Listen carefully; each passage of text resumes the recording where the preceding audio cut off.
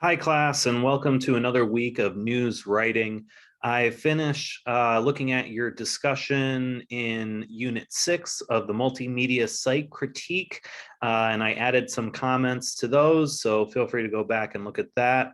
I am going to be looking at your Unit 6 assignment, Hard News Leads, and I will email you some comments back about that. And after that, I will be grading and returning your midterms. And so hopefully I'll have all that done by the end of the week. For this week, we are looking at Unit 10, Media Ethics and Multicultural Sensitivity. I'm going to go ahead and share my screen.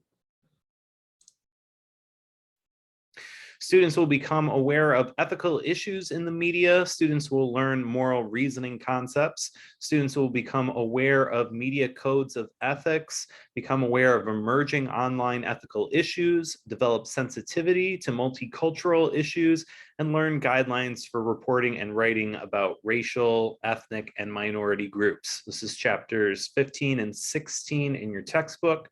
We're going to go over some of the takeaways from these chapters now. Chapter 15 is media ethics.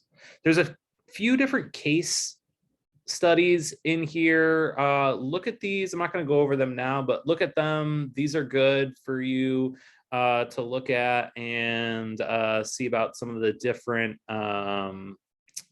scenarios and questions that have come up in reporting. I like those.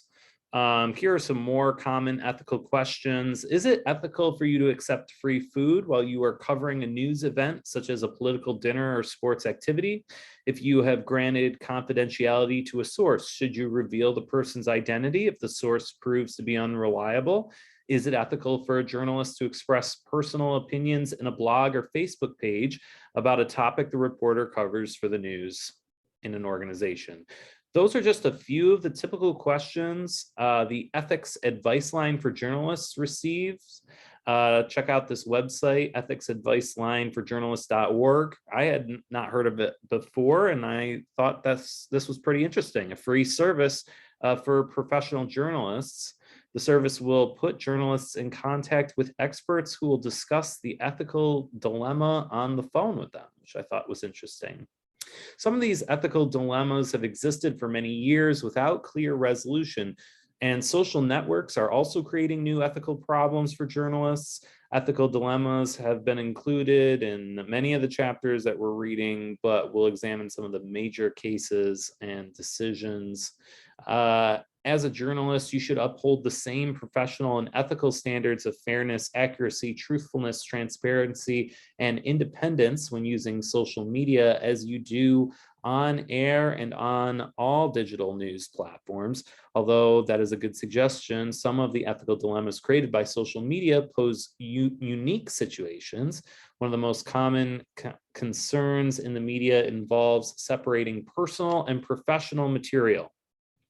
From NPR, recognize that everything you write or receive on a social media site is public. Anyone with access to the web can access your activity on social media.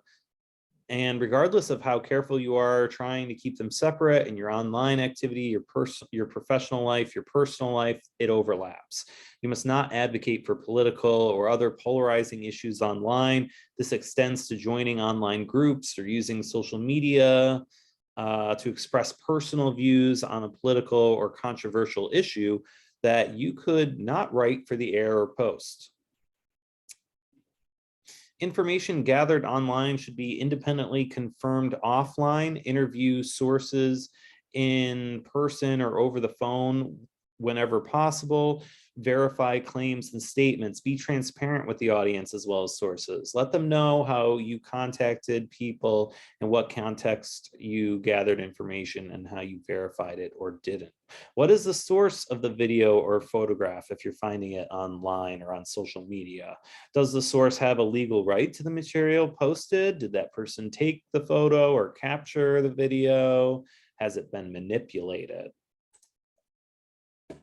Conflicts of interest.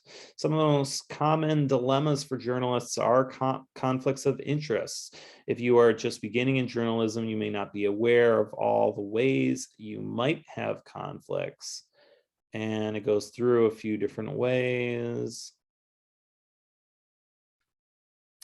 Simple answer to most of these questions is that you should avoid reporting or writing any story in which you have a personal relationship or competing loyalties. Avoid conflicts of interest, real or perceived. Remain free of associations and activities that may compromise integrity or damage credibility. The primary concern about conflicts of interest is that readers or viewers won't be able to trust that your reporting and writing are truthful and unbiased. Almost all news organizations prohibit journalists from obvious conflicts of interest, such as writing about personal relationships or covering clubs, activities, and political organizations in which they are involved. Conflicts of interest can extend beyond just relationships. Gifts, you should not accept gifts from sources before or after you cover a story. Free tickets, most organizations allow reporters to accept free tickets to a concert or performance if you're reviewing or writing about the event, but not otherwise. Hospitality, trips, or free transportation. Deception remains controversial in ethical terms. Before using any form of deception, ask yourself if there is any other way to get the story. Apply 3 tests: importance, accuracy, and safety. Ask yourself these questions. Is the information of such overriding public importance that it can help people avoid harm? Is there any way you could obtain the information through conventional reporting methods, such as standard interviews or public records? Are you placing innocent people at risk? For example, you should not pose as a nurse, law enforcement officer, or employee in a job for which you might not be trained. Deceptive reporting techniques are fraught with risks, such as lawsuits for invasion or privacy. On the other hand, deception may be the only way to reveal matters of great public concern. Even with such reasoning, deception may still be unethical. Plagiarism, stealing words from someone else without attribution, is not new, nor is fabrication, which is making up quotes, adding false description, and basically passing fictional material off as news. Plagiarism and fabrication are serious infractions that can lead to firing and ruined careers. It's like one of the things that, we definitely cannot put up with is if you lie or make something up in a news article. That is definitely grounds for being fired. This is about Jason Blair, a New York Times reporter. Blair had fabricated quotes and plagiarized several of his national stories for the Times, even claiming to interview sources he never contacted. The discovery of his deception led to his dismissal and a front-page story in the newspaper revealing his misdeeds. The case also resulted in the resignation of 2 top editors at the Times. This highly publicized case brought shame to the paper and awareness of plagiarism as a major problem in the media, but it didn't prevent it from continuing even at the New York Times. Size doesn't seem to matter when it comes to plagiarism. From college newspapers, small to large newspapers, scores of journalists have been fired for plagiarism. Every year, more cases of plagiarism and fabrication in the media are uncovered. Definition of plagiarism: to take ideas, writing, etc. from another and pass them off as one's own. If you copy material from someone and didn't cite the source, you are plagiarizing. If you take someone else's articles but change some of the words, is that plagiarism? Yes. Changing only the words of an original source is not sufficient to prevent plagiarism.